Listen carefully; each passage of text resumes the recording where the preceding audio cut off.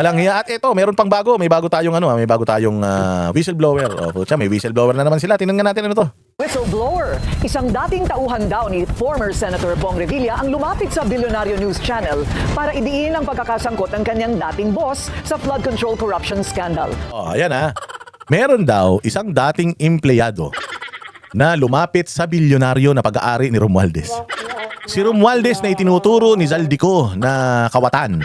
Oh, lumapit dito sa bilyonaryo para isumbong yung kanyang nalalaman patungkol sa flood control. Oh, bakit hindi lumapit sa Senado? Bakit hindi lumapit sa DOJ? Bakit hindi lumapit sa Ombudsman? Bakit lumapit sa bilyonaryo? Doon pa lang palpak na eh. Doon pa lang sablay na eh. Sablay na sablay yun mga bossing. Bakit? Kasi bilyonaryo ba yung tamang ahensya ng gobyerno? Oh, pero bilyonaryo yung pwede mong lapitan kung gusto mong sirain lang yung tao. Oh, di ba sinasabi ko na nga sa inyo na itong ginagawa nilang ito kay Bong Revilla, kay Jinggoy, kay Chis Escudero at kung sino-sino pa, lahat ng yan ay trial by publicity for propaganda lang para malalaking tao, yung mga masisis, yung mga tao na ito, pag nakulong to, malaking achievement yan. Mantakin mo, senador nakulong. Oh, pero hindi naman yan yung totoong may sala kasi lagi niyong tatandaan. Ang sabi ni Zaldico, si Zaldico kaibigan nila. Si Zaldico nasa circle nila. Si Zaldico inappoint nila. Sinasabi ni Zaldico nagnanakaw siya para sa mga Marcos, Romualdez at kay Sandro. Ginagawa niya lahat yung kabulastugan dahil utos sa kanya nitong mga amo niya. Walang Bong Revilla na nabanggit dyan. Walang Chis Escudero na nabanggit dyan. Walang nabanggit dyan na Jinggoy Estrada. Walang nabanggit na ibang pangalan kung hindi itong mga ito. Bakit? Ang tinatrabaho natin, etong mga senador na mga sikat. Kasi nga, kapag kasikat, syempre, malaking issue yan. Maingay yan. Pag-uusapan yan. Tapos, ang masaklap pa dito, dati na silang nakulong sa gawa-gawang kaso lang din. O, nabunungan nila yon at napawalang sala nga sila. So, ibig sabihin, hindi sila magnanakaw. Tapos ngayon, sasabihin magnanakaw sila. Ang nakakatawa, yung style. Merong whistleblower, lumapit sa media. Tapos, yung whistleblower, ayaw magpakita ng muka. Nagpakilala siya na dating tauhan, pero ayaw niya magpakita ng muka. So, ibig sabihin, tatarantaduan na naman ito. Galawang Risa Ontiveros na naman to. Galawang Boying Rimulya na naman ito. Bakit mo sinabi? Di ba si Boying Rimulya ganyan din? Kay Bantag, whistleblower. Kay Tebes, whistleblower. Lahat whistleblower. Si Risa Ontiveros, kay Pastor Kibuloy, whistleblower. Puro whistleblower. Kasi nga, importante sa kanila yung optics. Importante sa kanila mapag-usapan sa media. Importante, sumabog sa media. O kita mo, nakaraan lang. Yung ICI na walang silbi. Kinlir si Chis Escudero. Kinlir si Binay. Kinlir si Villar. Kinlir si Grace po. Kinlir sila. Oh, sira na yung pagkatao ni Chis at nitong mga senador na ito. Bakit?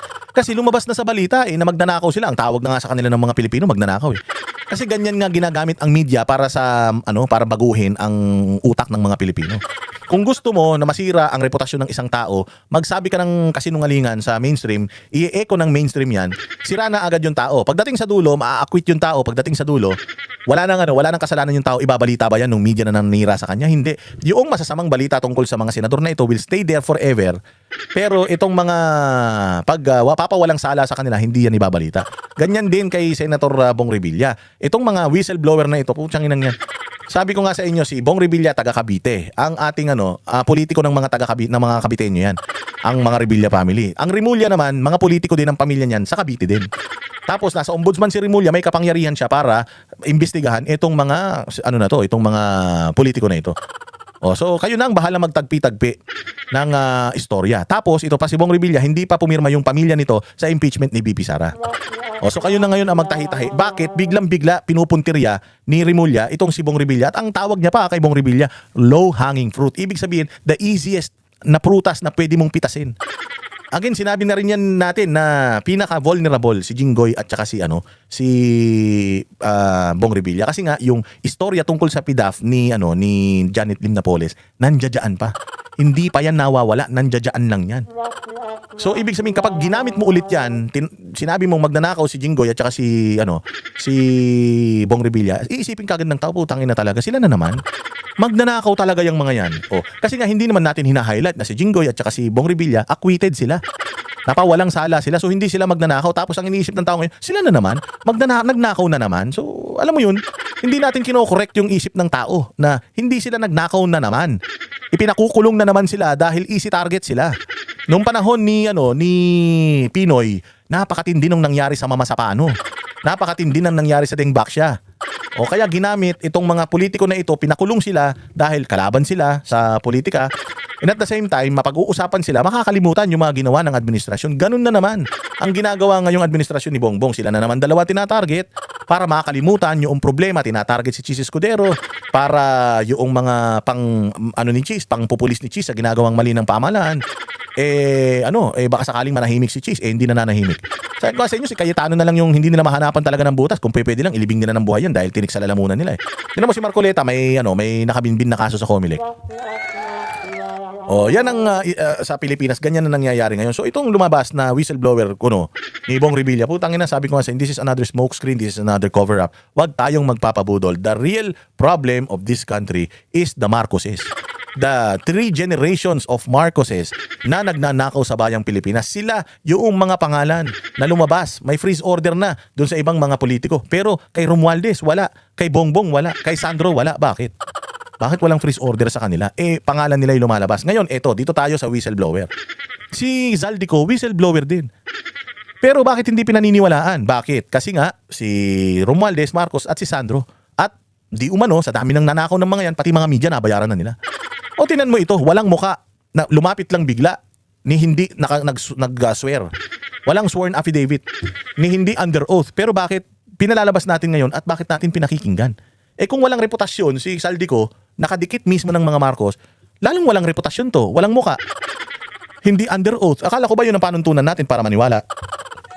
So ngayon gagamitin natin yung testimonya nito against kay Bong Revilla. Tapos hindi natin ginagamit yung testimonya ni Zaldico against kay Marcos, kay Romualdez at saka kay Sandro. Nasaan ang diyan? Nasaan ang hustisya sa ganyan? Ang detalye sa unang bahagi ng exclusive agenda report ni Hannah T. Tinakarga lang sa VIP car namin pero alam namin pera yun. Hindi kami pwedeng magbukas noon. Pag dinadala siya ng kontraktor, pag dinadala siya ng pera ni Yusek Bernardo. Pinatotohanan ng dating tauhan ni former Senator Bong Revilla ang kaugnayan nito kay dating DPWH Undersecretary Roberto Bernardo. Again sumablay na ito si Bernardo. Yung kanyang statement against Chis, against Crispo, against Binay, and against Villar, umano na yan. Kumbaga parang hindi na pinakinggan ng ICI yan. Tapos pinakikinggan pa rin natin siya ngayon. Lahat yan hearsay. So ngayon, dahil nga walang ebidensya itong si Bernardo, at itong si Bernardo matagal itong hinawakan ng DOJ, na ngayon ay ombudsman na. Dahil hindi magfa-fly itong testimonya lang ni Bernardo. Kaya gagamit sila ng whistleblower na patututuhanan yung sinasabi ni Bernardo. Si Guteza nagsalita under oath. Kahit sabi mo ng peke na yung notaryo, pero under oath nagsalita. May mga binitawan na mga pangalan. May mga binitawan na mga tao na tumatanggap ng pera. Yung mga tao na yun, pinatawag na ba ng Senado? Hindi pa.